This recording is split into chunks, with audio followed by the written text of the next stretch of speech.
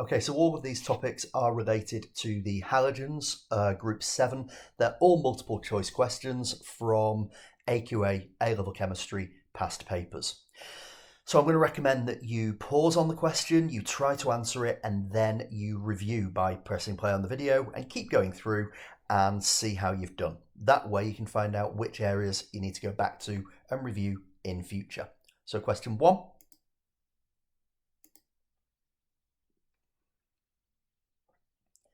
And in this particular case, we're dealing with concentrated sulfuric acid and solid sodium bromide. Now I'm going to go through the relevant equations here and build them up using redox skills. The first thing that will happen when we put conc sulfuric acid with a solid sodium halide is we will make NaHSO4 and hydrogen halide. In this case, because it's sodium bromide we started with, we do make HBr. Now from there though, we have to remember that HBr is able to reduce the sulfuric acid. Only slightly, it can only take it as far as SO2. Now once we've got that, we can start to balance the half equation. So I check if the sulfurs need balancing, the thing that is a variable oxidation state. It doesn't, so I move on to rule 2, which is balancing the oxygens. I do that by adding water. I then need to balance my hydrogens. I do that by adding H+, and I finally balance charge, and I do that by adding electrons. And I end up with this. Now, because I know that HBr or Br minus ions cannot reduce the sulfuric acid beyond SO2, I know the answer cannot be B, and I know the answer can't be D. I would need iodide ions to reduce it that far. But we're down to 50-50. So I move on. I build my half equations, 2Br minus and Br2. I've balanced the bromine already. I have no oxygen to balance. I have no hydrogen to balance, so I balance the charge with electrons. And at that point, I can combine these two together. Now you can see here that my H2SO4 reacts with HBr. I'm making SO2, I'm making water, and I'm making bromine. Now I can also then consider what's happening here in terms of oxidation and reduction. And I can see that Br has gone from Br minus to Br0. That's an increase in oxidation state, so it's oxidation. So the answer cannot be A. But if I take a look at the sulfur, it's gone from +6 to +4. So my sulfuric acid has been reduced to SO2. And if it's reduced, that means it's acting as an oxidizing agent. And for that reason, the answer is C. Next question.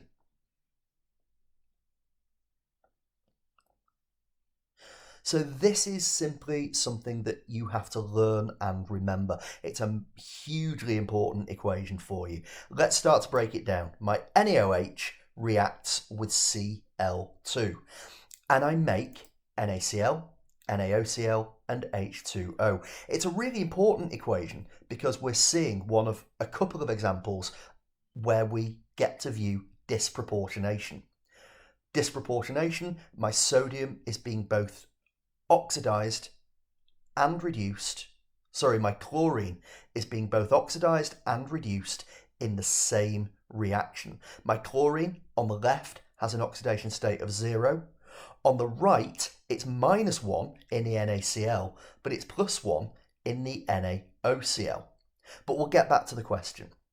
So we've made NaCl, which means we can disregard B as the correct answer.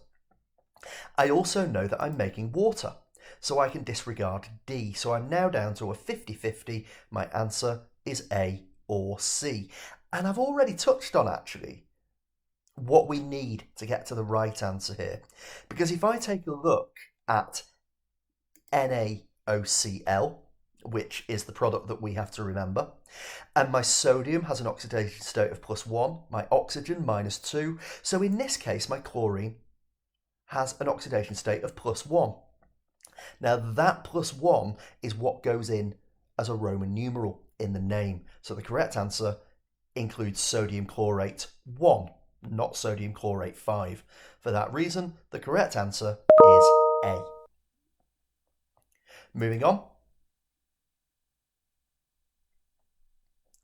And we have here a question about astatine, which is further down on the periodic table than we generally discuss, but it's about learning the trends, understanding the trends from chlorine to bromine to iodine, and applying that so that we can answer the questions relating to astatine. So let's take a look. First of all, electronegativity always decreases down a group. Remember, the most electronegative element is fluorine, so it increases left to right and it increases down to up. So that can't be the answer. First ionization energy will decrease down a group because the outer electron is further away and therefore it's less attracted to the nucleus, it's subject to more shielding, and for that reason it's more easily lost. Less energy needs to be supplied. The oxidizing ability of the halogens actually decreases as you descend the group, and you'll remember that from the displacement reaction that you will have done with halogens and halides. And that therefore leaves us with the answer C. And it does make sense because as you go down the group, the molecules are getting larger, they have a larger surface area, and so their van der Waals forces do get stronger. And if those forces are stronger, you have to provide more energy to overcome them, and so the boiling point is higher. Next question.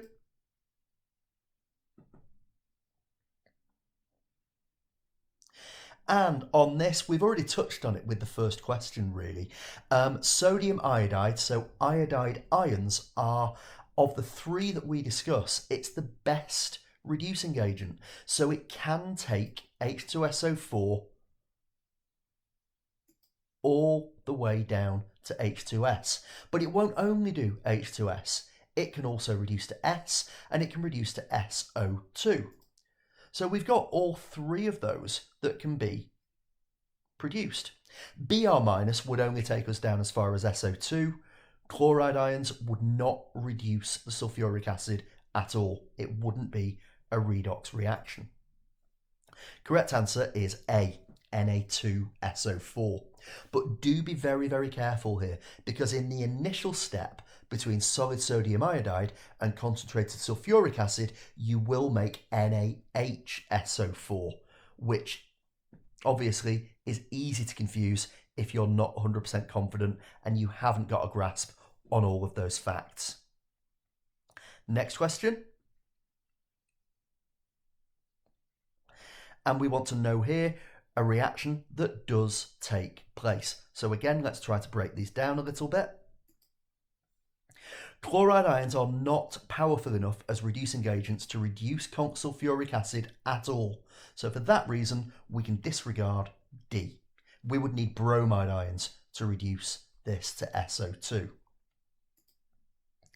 If I consider NaCl and H2O, we can look at whether it balances or not, and it does, but actually we have a wider knowledge of this. We know that if I put sodium chloride into water, I don't make an alkali, I make salt solution. I'm essentially making seawater. So this will not happen. So we're now going to need to look at the remaining two. And the increased oxidizing ability means that of the remaining answers, A or B, A is the only one that can take place. The chlorine can kick the iodide out of the NaI, but bromine could not kick chloride out. And that's because chlorine is a better oxidizing agent than iodine, but bromine is not a better oxidizing agent than chlorine. So we're back to that idea of displacement reactions. Final question on this video. Which is the best oxidizing agent? And very quick one here. Halides are reducing agents, not oxidizing agents. So we can disregard B and we can disregard D. And actually, to answer it, we go back to what was on that previous question. Chlorine is a better oxidizing agent than bromine because oxidizing ability decreases as you go down group 7.